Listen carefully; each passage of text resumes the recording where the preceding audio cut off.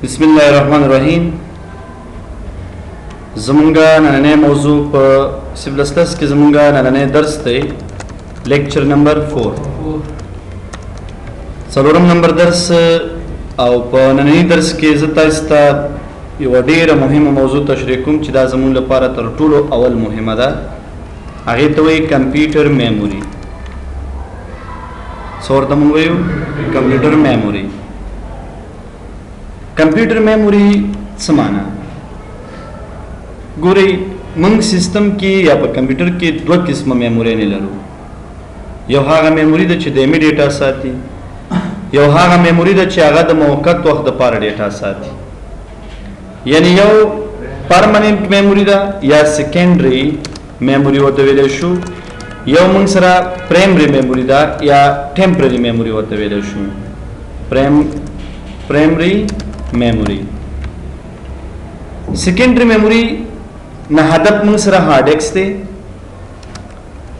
او پرایمري میموري نه هدف موږ سره ریم دی. ریم معنا رینډم ایکسس میموري. یو ریم او بل موږ سره چې دی هارد ډیسک.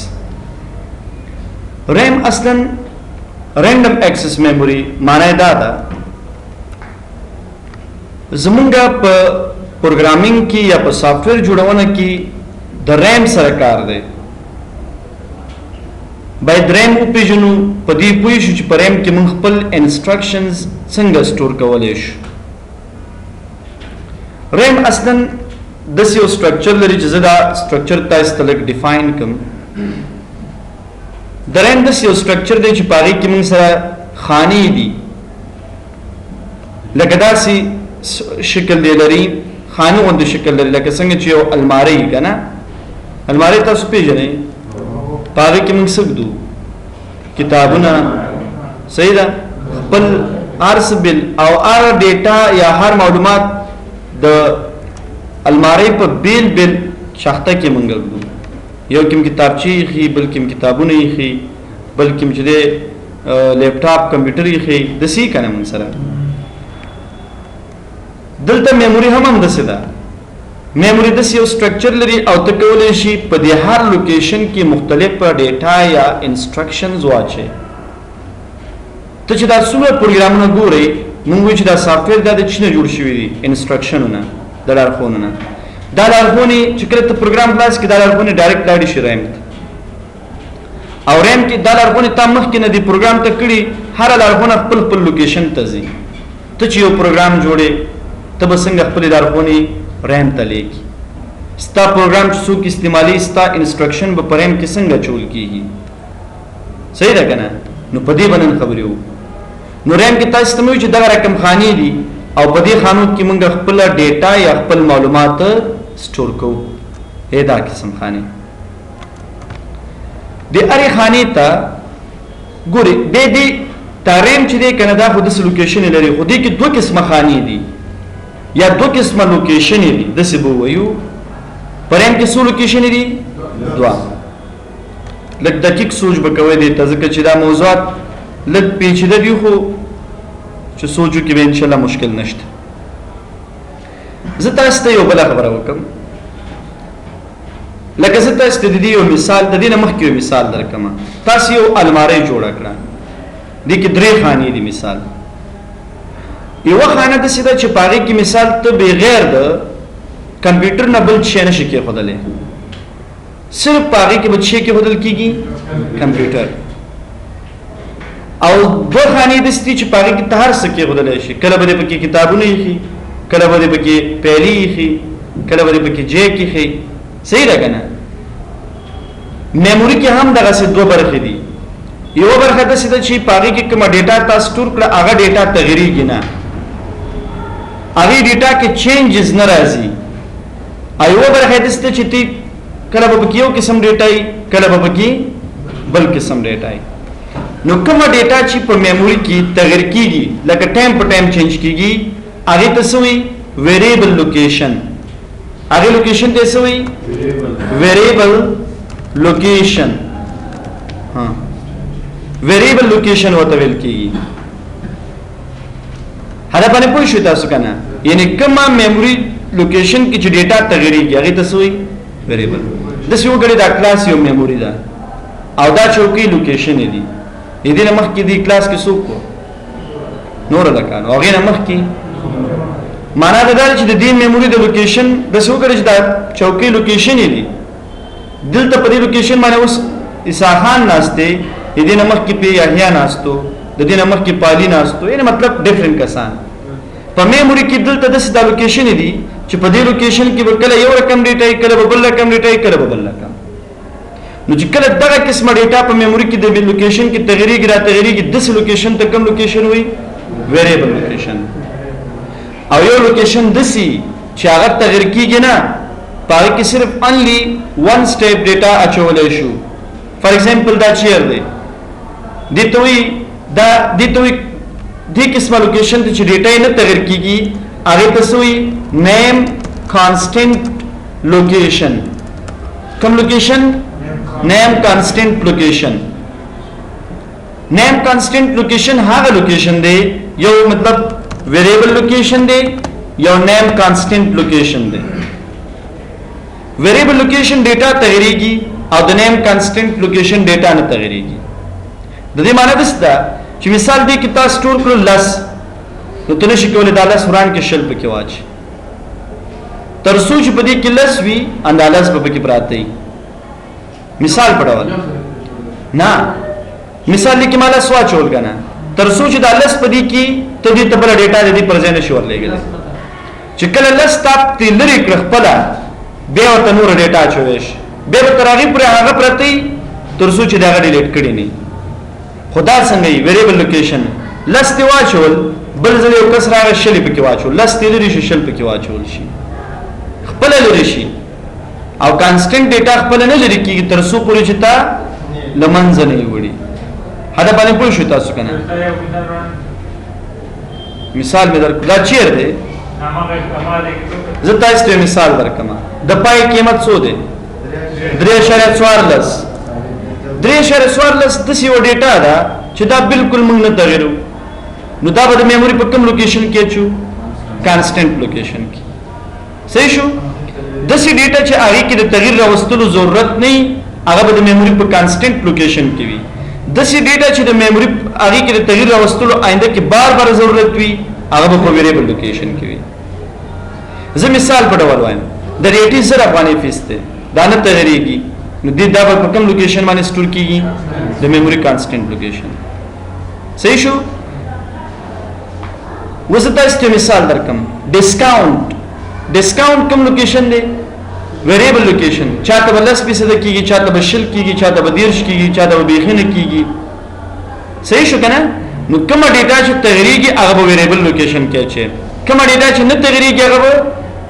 کانسټنټ لوکیشن ثابت ډیټا په کانسټنټ کې چې غیر ثابت ډیټا په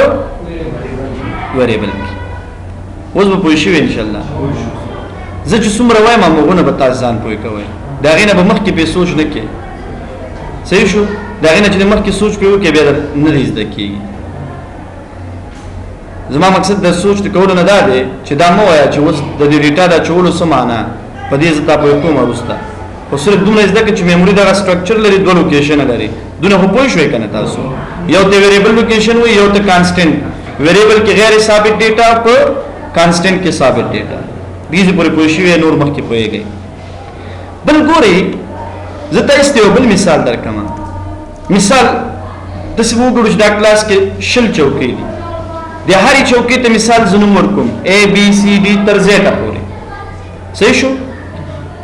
چرسونه چوکۍ دي هم ته نمونه ورکړي یا می شماري ورته ورکړي 1 2 3 4 5 زم چې کله د کلاس کې څوک اډمیشن اخلي نو اداره کې به زه ورته وایم چې مثال ته بلار شي په دې کلاس کې بل سم نمبر چوکۍ باندې کېنی ناغزوان برازي ډایرکټ په سم نمبر چوکۍ کېنی لسم نمبر صحیح شو میموري کې یو لوکیشن نه دی ته چې کله یو سافټویر جوړې ته په سلګونو په زرګونو انسټرکشن دې کې سٹور کې نو ته به هر لوکیشن ته څنګه ډیټا ورماري وکې او دا غي لوکیشن نه بیرته ډیټا څنګه رالي نو دا خبر یاد ساتئ میموري په خپل دی یو اډرس لري او هغه ته نومریک اډرس وایي د میموري د لوکیشنونو دي د دې خپل ادرسونه دي او هغه نومریک دی نمبر دی ټیکسټ نه دی چې ا بي سي او دا نمونه به استعمال شوی نمبر دی مثال په ډول د دې لوکیشن اډرس دی مثال په ډول د دې لوکیشن اډرس دی شل د اډرس د دې سره د اډرس په میموري حتمان وي دا اډرسونه دی میموري لري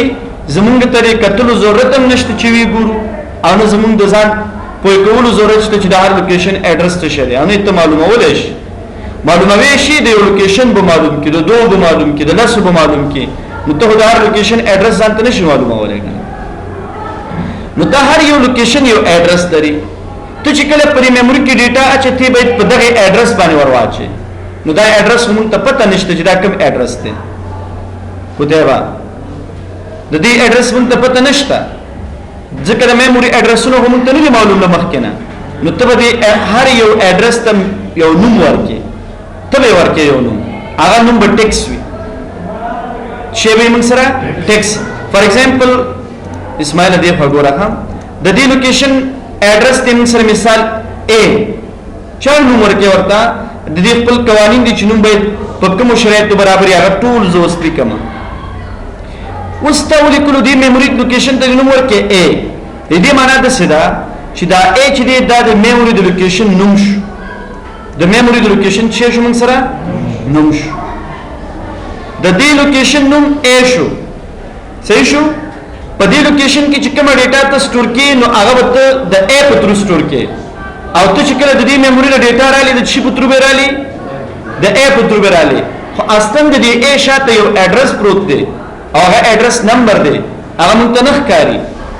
او نه مونږ ته د شو کېدو ضرورت شته مونږ چې ډیټا لیکو دې ته به لیکو د A په تر به لیکو او د A په تر به دا ډیټا ډایرکټ راځي په میموري کې سٹور کیږي خلاص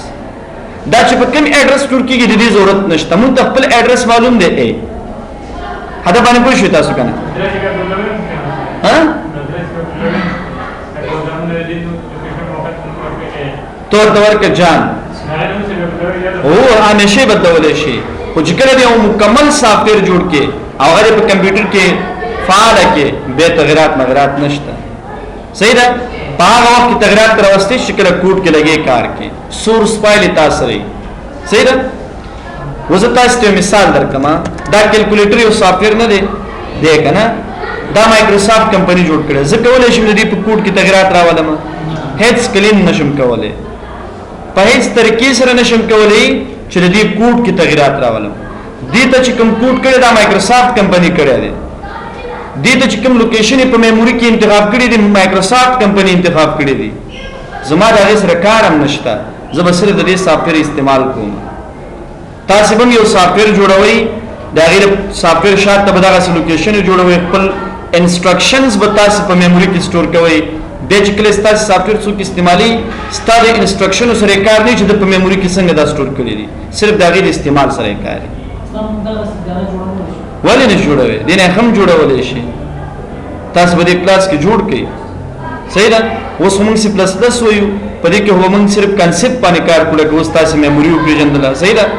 تاسو میموري لوکیشن پیژنئ وسه تاسو د دیسی اپلیکیشن د جوړولو لپاره سی شارپ وای د دې کې مضمون دی تاسو ناغي کې به زبردست اپلیکیشن تاسو جوړولای شئ دا عادي دی ایڈوانس اوس ګوره زه تاسو ته بل خبره وکم د دې لوکیشن د نوم معنا د ستل کې د موبایل شمیرې ځان په موبایل شمیره ځکه نه پونم زی خو د شمیرې ته مونږ شی ورکړي نوم ورکړي ته چې کله د موبایل شمیره ډایل کی اصلا ځان په ګوره پونم زی دربانې زی نمبر کله نمبر نوم سره نه می دا ځان تلیش او تاسو د خپل معلوماتو په خاطر نمبر ضروری نه دی نو دا شانت چې میموري کې ډیټا سٹور کې دا د سیدې کنه چې دا اډرس خپل لري ته به دانو د دې په اور کې چې تا ته پته چې مثال په دې A اډرس باندې کوم ډیټا په میموري کې پراته ده د دې معنی ده څه ده موجوده ته پوه شوې د دې مقصد ده څه ده هدا باندې پوه شوې اوس ګوره مونږ چې ته مثال د سې ډیټا په میموري کې سٹور کو چې هغه د میموري په لوکیشن کې به بار بار تغییر کو نو هغه ته مونږ ویل چې کوم لوکیشن وای ویریبل لوکیشن وته وای اوس چې کله ته میموري ته نوم ورکې نو نوم باید په کوم شرایطو برابرۍ صحیح ده کنه اوس مثال یا هی باندې نوم کې خودل شوی ده صحیح ده دسی خو نشي کېدی چې مثال د هندوانو نوم په باندې کېږي یا چې د نه ګوره دلته شرایط معلوم دي د اسلام په چوکاټ کې به ترون کومګه هغه خپکیږي ونه زما مقصد دا دی چې میموري لوکیشن کې کله ته ډیټا سٹور کې هغه خپل شرایط لري اول شرط دا دی چې دا نوم به نمبر نه دا به ټیکس وي صحیح ده چې نوم نشو ورکولای چې تور کې 1 2 ځکه هغه خپل مخکنه اډرس نو شماره دی نو شماره ته شماره نشو ورکولای حساب نشو ورکولای ورته دویمه خبره ده سپیشل کریکٹر نشو ورکوي سپیشل کریکٹر معنا د سی @, ماینس پلس دا نومونه ته نشي کولای د میموري ته ورکړي چې د میموري د لوکیشن نوم پلس ساين صحیح شو کنه زب شارکټو کې تاسو پوي کما درېمه خبره دا ده چې کی ورډز نشي استعمالولې کی ورډز تاسو استعمالوي دا کوډ دوه قسمه دي یو هغه کوډ چې سی پلس پلس کې راول نشوي یو هغه کوډ چې مونږ یې کوو کوم کوډ چې سی پلس پلس کې شوی دی هغه لکه مثال مون آی او سټریم هلته مو لیکل کنه یوزینګ نیم سپیس دا الفاظ د نوم د پاره بیرته نشي استعمالولې هدا باندې ورسته کوم نمونه چې په سی پلس پلس کې مخکنه انتخاب شوی یعنی سی پلس پلس په کوډ کې استعمال شوی هغه کوډ کې چې کوم مخکنه استعمال شوی هغه نمونه بیان شي استعمالوي صحیح شو درېم شرط ده څلورم شرط دا چې سپیس ته نشي کولای میموري لوکیشن ته ورکړي نوم لکه د میموري لوکیشن نوم شي سپیس دا سپیس بار نه دی دا د میموري لوکیشن کې هیڅ دا نه لري بل دا ته نشي کولای د دوه د څه نشي کولای سپیس between two words ته نشي استعمالولای we cannot use space between two words د څه نشي کولای کنه څه ولیکې مثال student space fee د څه نشي کولای جفتی پروانه کوي کنه سپیس پکې نشي استعمالولای لکه ایمیل کې ته د میموري لوکیشن د پر هم د سينو نشي ورکولای چې پکې څه موجود وي سپیس موجود بل خبره ده چې تاسو کولای شئ نمبر د نوم د پر استعمال کړئ خو شرط شه دی ټیکس باید وسره ای مکس او مکس هم دا چې دا نمبر په اخره کې سر کې نه آفرین د څه کولای شئ چې مثال سټوډنټ 1 سټوډنټ یې ویش خو د څه نشي کولای چې سټوډنټ سپیس یې ویش